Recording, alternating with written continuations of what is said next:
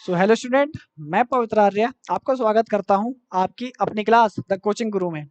तो जैसे कि आप लोग जानते हैं, लास्ट क्लास मैंने स्टार्ट की थी साइंस के रिगार्डिंग, और साइंस में आप लोगों को थोड़ा स्टार्ट बताया था कि साइंस क्या चीज़ है, कहाँ से आई है और कितने पार्ट में डिवाइड किया गया है। ठीक है, तो आप लोगों की डिमांड को देखते हुए, आने वाले एग्जाम्स की डिमांड को देखते हुए, टीचर्स की डिमांड को देखते हुए मैंने निर्णय लिया है कि मैं फिजिक्स आप लोगों के लिए स्टार्ट कर रहा हूँ। ठीक है ना, तो बिना देरी किए फटाफट सेशन स्टार्ट करते हैं। आप लोगों का काम है शेयर करना, ठीक है ना। चलिए भाई, तो बात करें किसकी, आपके बारे में, फिजिक्स की बात करता हूँ। तो फिजिक्स क्या है भैया, एक छोटा सा कॉन्सेप्ट आपके सामने आज आने वाला है। What is physics? फिजिक्स जिसे आप हिंदी में कहते हैं भौतिकी। यस, भौतिकी या भौतिक विज्ञान, ठीक हो गया, चलेगा। आप मुझे बताइए कि मैंने आपको पढ़ाया था कि फिजिक्स के जनक कौन है। ठीक है, तो जो वैश्विक स्तर पर फिजिक्स के जनक हैं वो कौन थे? आपके गैलीलियो थे, दूरबीन के आविष्कारक, है ना। दूसरी तरफ जो भारत में है वो फिजिक्स के जनक कौन है? डॉक्टर होमी जहांगीर भाभा, जिनके नाम पर बार्क संस्था चल रही है ट्रॉम्बे महाराष्ट्र में। ठीक है जी, भाभा एटॉमिक रिसर्च सेंटर। अब फिजिक्स की बात करें तो फिजिक्स का अर्थ क्या है? What is the meaning of physics? भौतिकी क्या है? यस, इसको समझाने के लिए मैं आपके सामने एक वर्ड लिख रहा हूँ जो कि आप लोगों ने बहुत पढ़ा है, बहुत यूज भी किया है।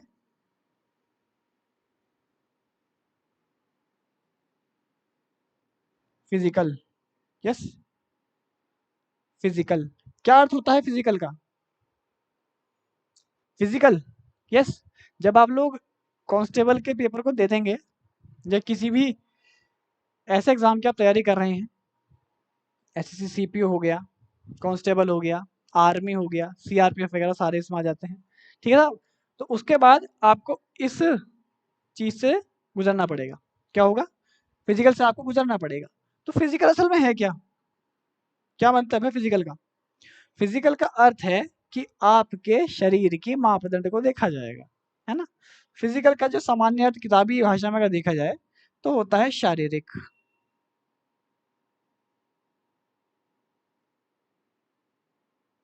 क्या होता है भैया? शारीरिक होता है। ठीक है जी, क्या होता है? शारीरिक होता है।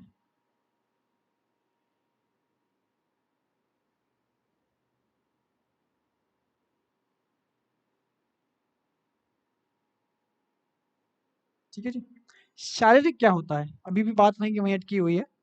शारीरिक क्या होता है? ठीक है, शारीरिक क्या है? आप जो भी कार्य कर रहे हैं, ठीक है, वो किसी ना किसी की सहायता से कर रहे हैं। किसी यंत्र की सहायता से कर रहे हैं, किसी व्यक्ति की सहायता से कर रहे हैं, किसी वस्तु की सहायता से कर रहे हैं। ठीक है, फॉर एग्जाम्पल मैं आपको पढ़ा रहा हूँ तो इसमें कितने यंत्र यूज कर रहा हूँ? माइक है, लैपटॉप है, कैमरा है, बोर्ड है, पैनल है, आपका इलेक्ट्रिक मार्कर है। यस, और सारा बहुत कुछ यहाँ इस कमरे में है जो कि आपको दिख भी नहीं रहा है। ठीक है जी, तो इन सब सुविधाओं को यूज कर रहा हूँ मैं। दैट इज, जो भी सुविधाएं मैं यूज कर रहा हूँ वही मेरे लिए क्या काम कर रही हैं? एज ए फिजिकल काम कर रही हैं। ठीक है जी, यस। अब आप कहोगे अभी तो आप फिजिकल कह रहे थे कि भैया फिजिकल आपका मापदंड होगा। तो मापदंड और इन यूजुअल ऑब्जेक्ट को अगर मैं कंबाइन कर दूं तो फिजिकल दो प्रकार से आपका डिफाइंड हो जाएगा। कितने प्रकार से? दो प्रकार से डिफाइंड हो जाएगा।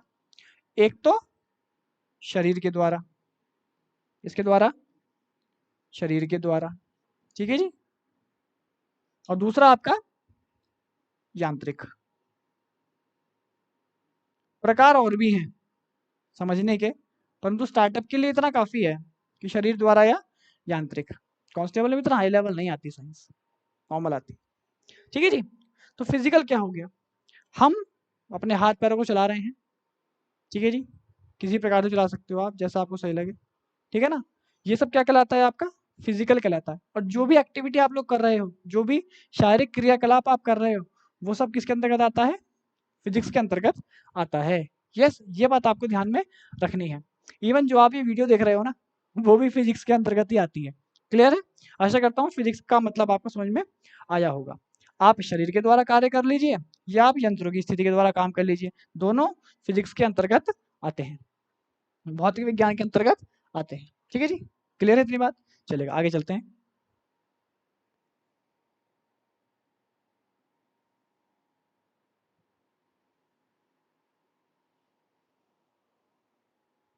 चलिए भाई, अब फिजिक्स में जो चैप्टर पहले स्टार्ट करने वाला हूँ, मैं ऑफलाइन में भी यही चैप्टर स्टार्ट करता हूँ पहले, क्योंकि इसका वेटेज बहुत ज़्यादा है, हर एग्जाम में पूछा जाता है इसमें से क्वेश्चन, है ना, और हर बार पूछा जाता है, और बहुत वाइड टॉपिक है, थोड़ा समय ज़्यादा लेता है।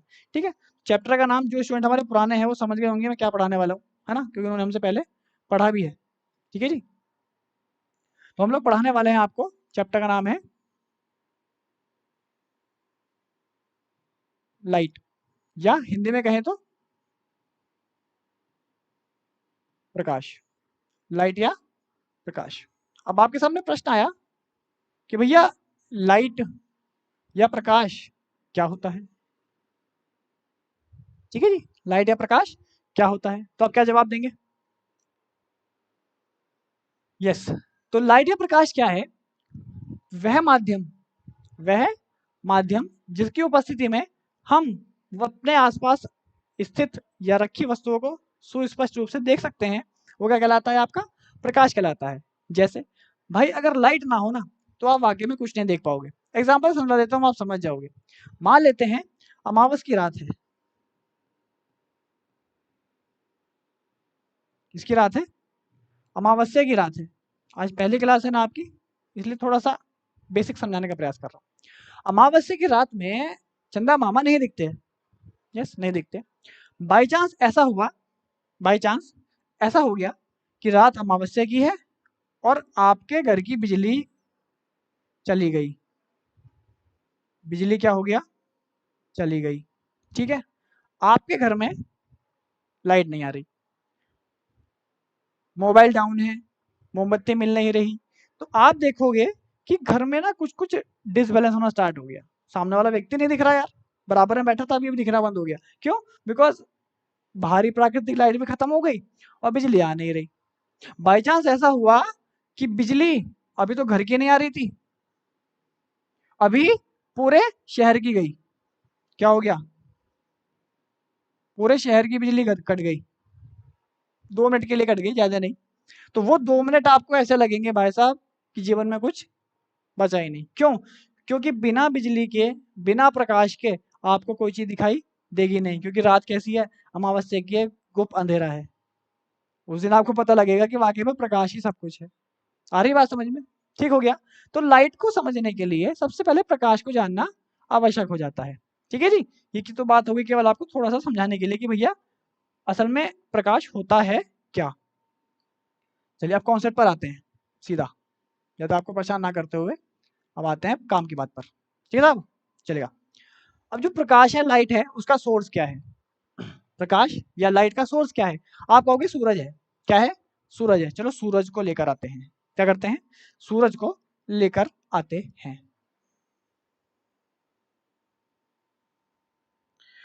आ जाओ भाई, सूरज मामा आ जाइए आप फटाफट। पेन रख के हाथ से बनाते हैं यार। इनफ? यस, ये ठीक है भाई। ये तो प्रभात हो गए, सूरज बनाते हैं। Very good. चलिए, बहुत सुंदर, दैट्स फाइनल।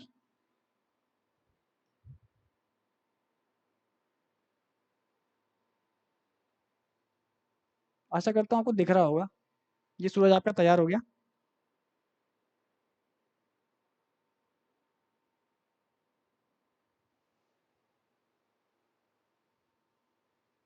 थोड़ा टाइम दीजिए बस, 5-7 सेकंड, फिर आपको सूरज क्या करता है ये बताते हैं। यस, अरे बात समझ में, एक सुंदर सा सूरज मैंने आपके सामने बना कर रखा है। ठीक है, आशा करता हूँ अच्छा लग रहा होगा देखने में। ड्राइंग थोड़ी हमारी भाई खराब रही है, साइंस के छात्र रहे हैं हम, ड्राइंग पर ध्यान दिया ही ना। ठीक है साहब, चलो अच्छा हो गया, बढ़िया हो गया।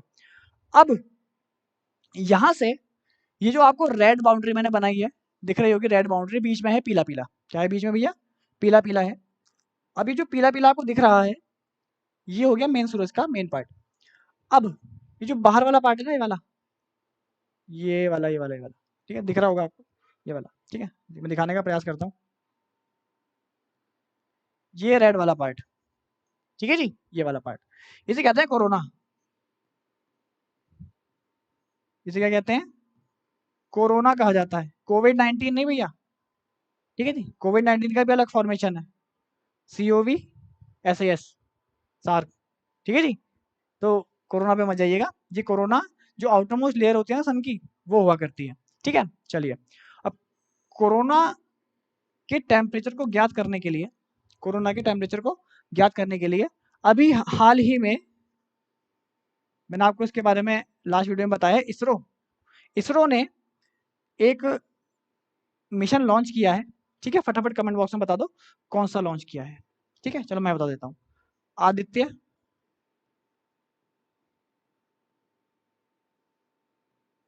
L1 mission, Aditya L1 mission है। ठीक है जी, जो कि सूरज के बारे में जानकारी प्राप्त कराएगा।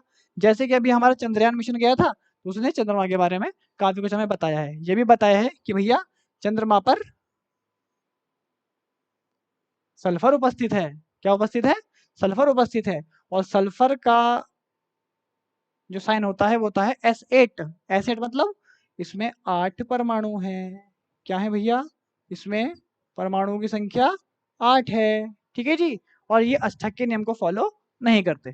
ठीक है, केमिस्ट्री घुसा दी फिजिक्स में सर जी आपने, मजा नहीं आया। ठीक है, हटाओ यार, हम नहीं पढ़ रहे, मतलब केमिस्ट्री नहीं पढ़ रहे। ठीक है, तो सूरज क्या हो गया आपका? सूरज की आउटर लेयर कोरोना होती है। इसरो ने आदित्य L1 मिशन वहां भेजा है ना। फिलहाल आदित्य L1 से हमारा कोई लेना देना नहीं है। ठीक है, इसरो से कोई लेना देना फिलहाल मेरा नहीं है, कोरोना से मेरा कोई लेना देना है नहीं। ठीक है, मेरा लेना देना किससे है? मेरा लेना देना है आपके सिलेक्शन से। चलिए साहब, ठीक है जी, चलो भाई आगे कहानी देखते हैं भाई, फटाफट थोड़ा सा स्पीड से ले लूं। चलिए भैया, ये मिटन गया हमारा, सूरज भैया खराब हो गए। ठीक है जी, अब सूरज से जो प्रकाश आ रहा है, ठीक है, सूरज से जो प्रकाश आ रहा है वो किस रूप में आ रहा है? आप कहेंगे सर जी किरणों के रूप में आ रहा है। किस रूप में आ रहा है? किरणों के रूप में। मैं कहूंगा बाबू किरणों के रूप में नहीं आ रहा, वो आ रहा है वेव पैकेट्स के रूप में। किस रूप में आ रहा है? वेव पैकेट के रूप में, बंडल्स की फॉर्मेट में आ रहा है। किस फॉर्मेट में आ रहा है? बंडल्स की फॉर्मेट में आ रहा है। कैसा आ रहा है देखिए, ये चल रही है प्रकाश जी, प्रकाश मतलब लाइट चल दी।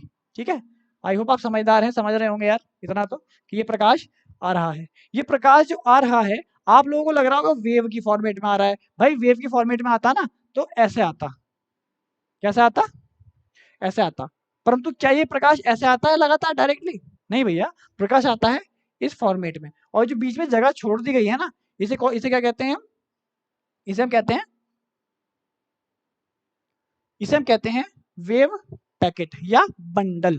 क्या कहते हैं इसको आप? इसको आप कहेंगे वेव पैकेट, वेव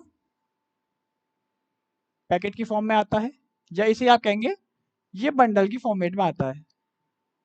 किस फॉर्मेट में आता है? बंडल की फॉर्मेट में आता है। ठीक है जी, तरंग पैकेट भी कह सकते हो। हाँ जी, वेव को आप हिंदी में तरंग कहते हैं। ठीक है जी, तरंग पैकेट के फॉर्मेट में भी आ सकता है। क्लियर है? आ रही बात समझ में? ठीक हो गया, बहुत बढ़िया। अब जो वेव पैकेट है या बंडल है, इनका क्या काम है? आगे आ जाओ भैया। तो क्या केवल इसी फॉर्मेट को फॉलो करेंगे? क्या केवल बंडल को फॉर्मेट को फॉलो करेंगे? तो बंडल की फॉर्मेट में तो आ गए, बहुत अच्छी बात है।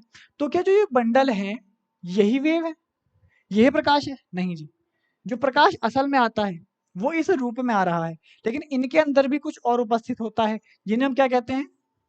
जिन्हें हम कहते हैं फोटॉन्स। क्या कहते हैं मेरे भाई? जिन्हें हम फोटोन कहते हैं। क्या कहते हैं? फोटोन कहते हैं। क्या कहते हैं? फोटोन। मैं जानबूझ के तिरछा लिख रहा हूँ भैया, ठीक है, समझ जाना आप। क्या कहते हैं भैया? फोटोन कहते हैं। फोटोन किन किन से मिलकर बना होता है? एसएससी बहुत पूछती है क्वेश्चन कि फोटोन किन किन से मिलकर बना होता है। तो फोटोन मिलकर बना होता है आपका प्रोटॉन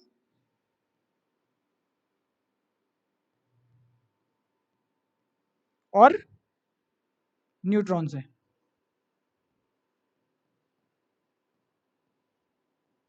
ठीक है जी, दो पार्टिकल से मिलकर बना होता है कौन? आपका फोटोन। यानी कि सूरज से जो ऊर्जा आ रही है, सूरज से जो ऊर्जा आ रही है वो किस फॉर्मेट में आ रही है?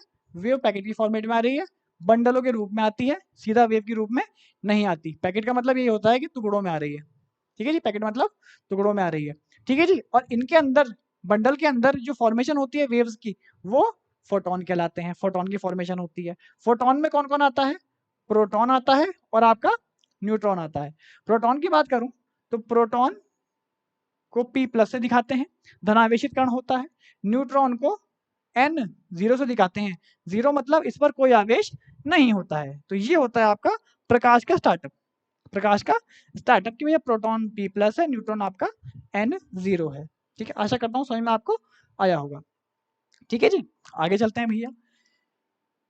जो प्रोटॉन है और जो न्यूट्रॉन है, ठीक है, इसके साथ एक एलिमेंट और जुड़ा होता है, ठीक है जी, जिसको आप क्या कहते हो? जिसको आप कहते हो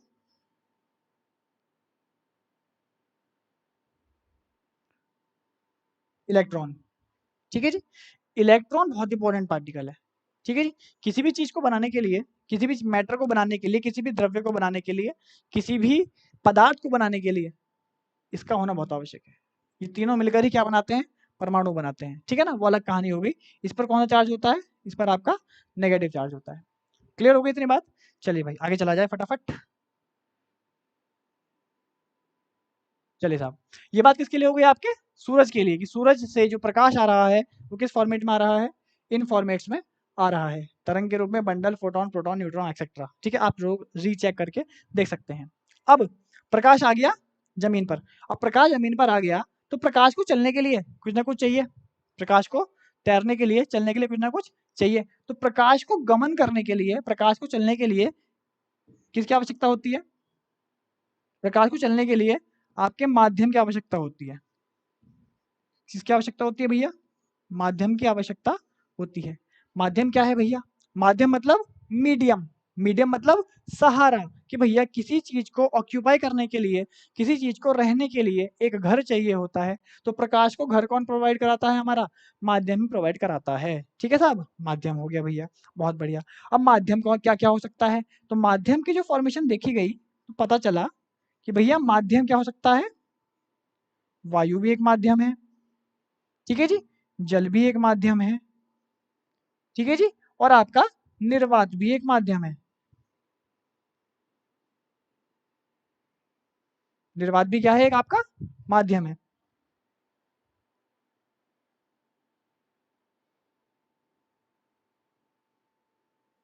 ठीक है जी, ये माध्यम हो गए।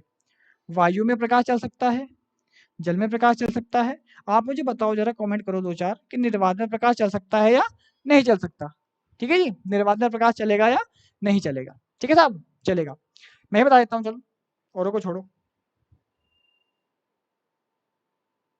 ठीक है, निर्वात में प्रकाश आपका चल सकता है। ठीक है जी, निर्वात में प्रकाश की चाल वायु में प्रकाश की चाल के बराबर होती है, ये बात आपको पता होगा। ठीक है ना, खैर चलेगा, वो बात की कहानी हो जाती है। तो माध्यम क्या हो गए? वायु, जल और निर्वात हमारे माध्यम हो गए। ठीक है साहब, अब आगे कहानी देखते हैं कि भैया माध्यम मिल गया चलने के लिए प्रकाश को, एक क्या मिल गई? सोर्स मिल गई, कि भैया मैं रह सकता हूँ उस घर में, बहुत बढ़िया, कोई दिक्कत नहीं है। अब आगे कहानी आती है कि भैया प्रकाश धरती पर आ गया। अब धरती पर आ गए हो आप, तो कुछ काम करोगे या फ्री की खाओगे? नहीं भैया, काम करना पड़ेगा, सरकारी नौकरी है, काम तो करना पड़ेगा। ठीक है ना भैया? तो अब इसके बाद स्टार्ट होता है आपका आगे का कॉन्सेप्ट, ठीक है, जो कि हम लोग तैयार करते हैं। आप चाहें तो इसे एक बार देख सकते हैं, स्क्रीनशॉट चाहो तो ले सकते हो।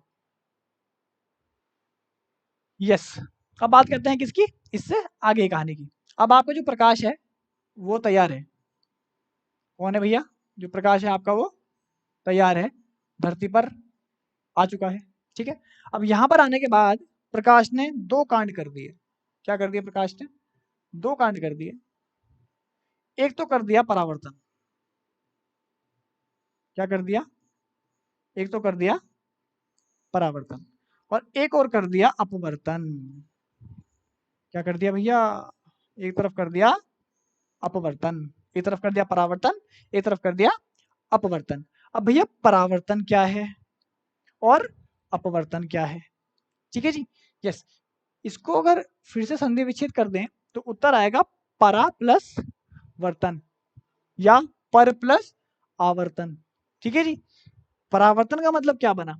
परावर्तन का मतलब बना कि जब कोई प्रकाश किरण किसी सरफेस पर टकराए, किसी चमकदार तल पर टकराए, तो वह वापस बाउंस बैक करती है, वापस उसी माध्यम में लौट जाती है। इसे प्रकाश का परावर्तन कहते हैं। अपवर्तन क्या है भैया? जब प्रकाश किरण एक माध्यम से दूसरे माध्यम में जाए, एक माध्यम से दूसरे माध्यम में जाए, तो इस घटना को अपवर्तन कहते हैं। दोनों ही कंडीशन में प्रकाश का जो मार्ग है वो विचलित हो जाता है। प्रकाश के मार्ग में क्या हो जाता है? विचलन देखने को मिलता है। इसलिए परावर्तन और अपवर्तन दो प्रकार की घटनाएं होती हैं। एक घटना और विचलित है, सॉरी प्रचलित है, इसका नाम है विवर्तन। एक बार क्लास में मैं पढ़ा रहा था, तो पता नहीं क्या बात थी, बालकों को इन दो से ज्यादा इससे पढ़ने का इंटरेस्ट था। कुछ बच्चे होते हैं ना वो यूपीएससी वाले, है ना, वो आ जाते हैं कभी कभी क्लास में मजा लेने कि विवर्तन बताओ, विवर्तन बताओ, विवर्तन बताओ। अब भैया गिलास बना नहीं, आप उसे तोड़ने की बात कर रहे हो। गिलास, कांच का गिलास बना नहीं, आप उसे तोड़ने की बात कर रहे हो, यही विवर्तन है। ठीक है जी, ठीक है, आगे आने वाली क्लास में बताऊंगा विवर्तन असल में है क्या। चलो भाई, बात करते हैं किसकी? आपके परावर्तन की और साथ ही अपवर्तन की। ठीक है ना, चलेगा भाई। परावर्तन क्या हो गया कि जब प्रकाश, ठीक है, जब प्रकाश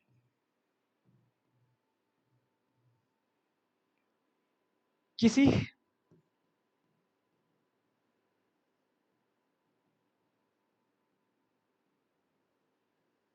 समतल पृष्ठ पर, समतल इसलिए लिख रहा हूँ क्योंकि भैया क्वेश्चन समतल से आता है ना। मैं लिख दूं कि पृष्ठ होता है, पृष्ठ तो खुरदरा भी होता है। समतल पृष्ठ पर टकराता है तो वह उसी माध्यम में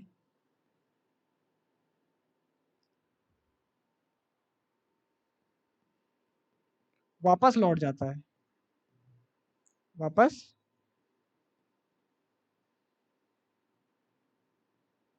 वापस लौट जाता है। और यही क्रिया क्या कहलाती है? प्रकाश का परावर्तन कहलाती है। आशा करता हूँ ये कहानी आपको समझ में आई होगी। ठीक है, मैंने अभी भी माध्यम बताए थे, वायु, जल और निर्वात। निर्वात का कोई खास यूज होता नहीं है क्वेश्चन पॉइंट ऑफ व्यू से, पर वायु और जल का बहुत होता है। वायु और जल में भी वायु का बहुत ज्यादा है, किसके लिए? परावर्तन के लिए। ठीक है, आपने बचपन में देखा होगा कि भाई मान लीजिए आप शीशा लेकर खड़े हैं, हाँ शीशा लेकर खड़े हैं, आप सूरज को देख रहे हैं, सूरज की लाइट को आप क्या कर रहे हो? रिफ्लेक्ट करने का प्रयास कर रहे हो, ठीक है ना। तो जो सूरज की लाइट को आप देख रहे हो कि यहाँ से सूरज की लाइट आ रही है, उसका चित्र हमें कहाँ दिख रहा है? दीवार पर दिख रहा है। ये घटना क्या कहलाती है? आपकी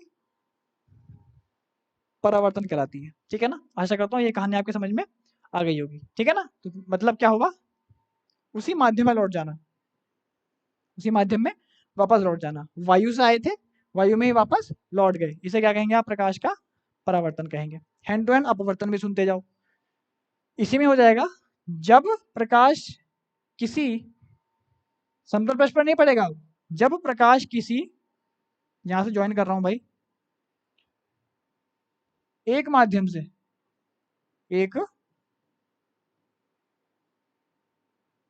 माध्यम से किसी दूसरे माध्यम में जाए, किसी दूसरे माध्यम में जाता है, तो प्रकाश की जो किरण है वो अपने मार्ग से थोड़ा सा विचलित हो जाती है। क्या हो जाती है? अपने मार्ग से थोड़ा सा विचलित हो जाती है। यह घटना प्रकाश का अपवर्तन कहलाती है। ठीक है जी, समझ गए आप? जैसे अब मैं आपको परावर्तन और अपवर्तन दोनों का डायग्राम बनाकर दिखा रहा हूं, आप फटाफट से देखिएगा। देखिए भाई, इधर बनाते हैं पहले परावर्तन,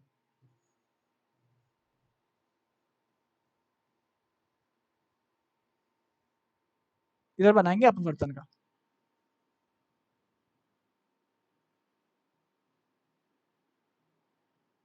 ठीक है जी, चलिए परावर्तन के लिए एक प्रश्न ले लेते हैं।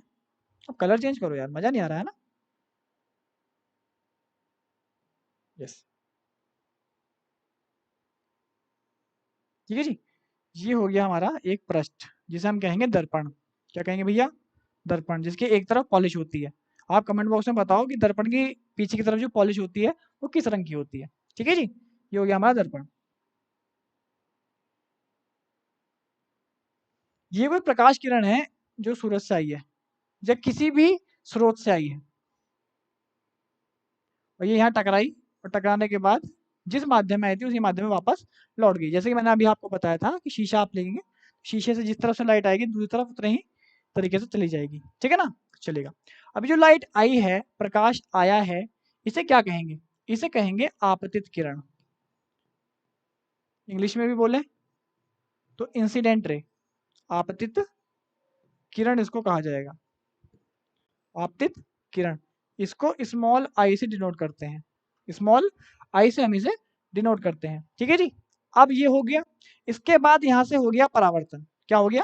परावर्तन। इधर से आए तो ऐसे वापस चले गए, इसे कहते हैं परावर्तित किरण।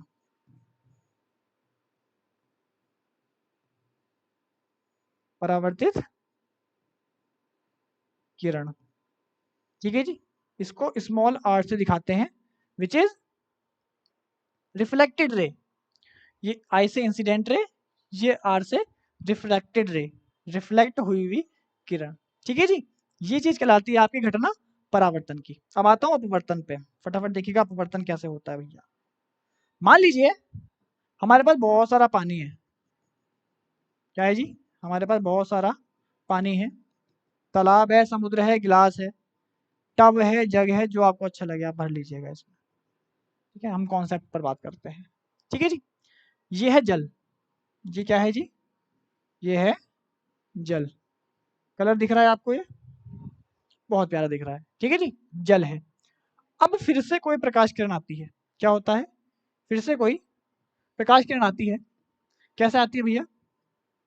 ऐसे आती है, ठीक है जी। इधर है वायु, इधर क्या है मेरे भाई?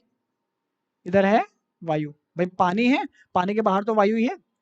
जैसे ये प्रकाश किरण वायु से जल में एंट्री करती है तो अपने मार्ग से थोड़ा सा विचलित हो जाती है। क्या हो जाती है? अपने मार्ग से थोड़ा सा विचलित हो जाती है।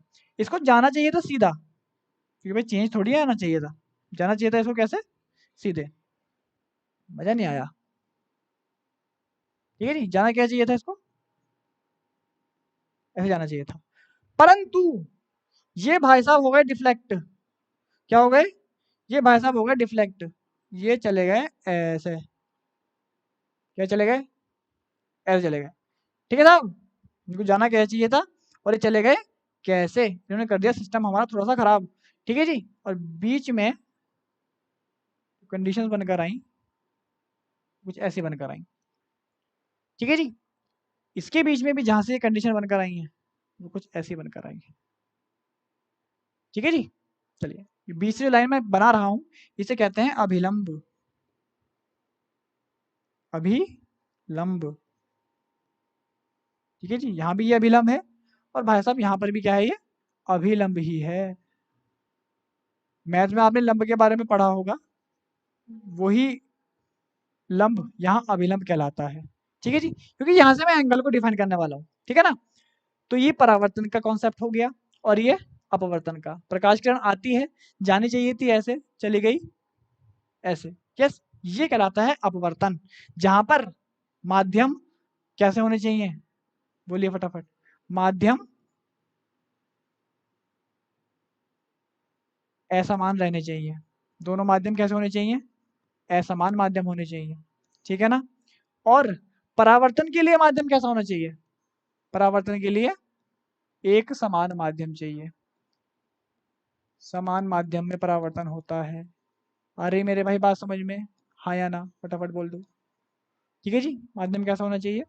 समान होना चाहिए। आशा करता हूँ समझ में आपको आया होगा, बढ़िया दिख रहा है, कोई दिक्कत नहीं है, ठीक है साहब। तो ये कॉन्सेप्ट हो गया किसके लिए?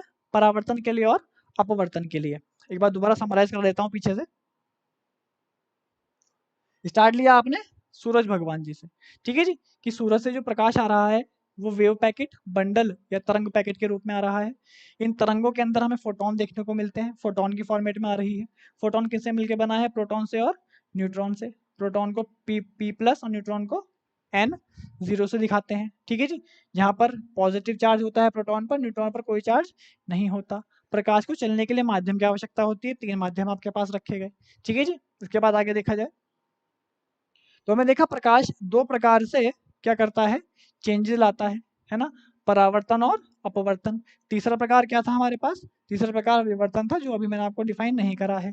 ठीक है जी। परावर्तन क्या होता है? जब कोई प्रकाश किरण किसी एक माध्यम से आती है और उसी माध्यम में वापस लौट जाती है, तो ये प्रकाश का परावर्तन कहलाता है। और जब अपवर्तन होता है तो प्रकाश किरण किसी एक माध्यम से आती है और दूसरे माध्यम में चली जाती है, उसका मार्ग विचलित हो जाता है। ठीक है जी। इसको समझाने के लिए मैंने आपके सामने डायग्राम प्रस्तुत करे, दो धीरे पढ़ाया है ताकि समझ में आए।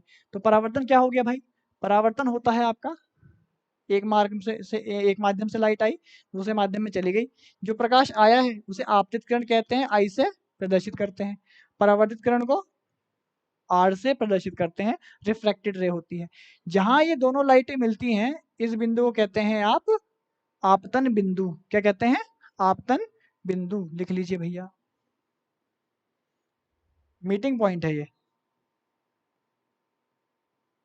आपतन बिंदु। ठीक है जी। इसी प्रकार से अपवर्तन में एक माध्यम से प्रकाश आता है, दूसरे माध्यम में चला जाता है, और प्रकाश जब एक माध्यम से दूसरे माध्यम में जाता है तो अपने मार्ग से विचलित हो जाता है, तो यही क्रिया क्या कहलाती है? आपके प्रकाश का अपवर्तन कहलाती है। परावर्तन के लिए एक समान माध्यम चाहिए, क्योंकि भैया वायु से आए थे, वायु में चले गए। अपवर्तन के लिए माध्यम अलग होना चाहिए। वायु से आप आए थे और आप जल में जा रहे हो। ठीक है जी, चलेगा। ये कहानी थी आज के आपके टॉपिक की। ठीक है, आशा करता हूँ आपको समझ में आया होगा। कोई डाउट रहता है, कोई बात समझ में नहीं आती तो आप कमेंट कर दिया करें, कोई प्रॉब्लम वाली बात नहीं है। इससे आगे की क्लास हम लोग आगे लेकर चलेंगे, जो कि अगली क्लास आपकी होने वाली है। ठीक है, थैंक्स फॉर वॉचिंग। जय हिंद, वंदे मातरम, भारत माता की जय।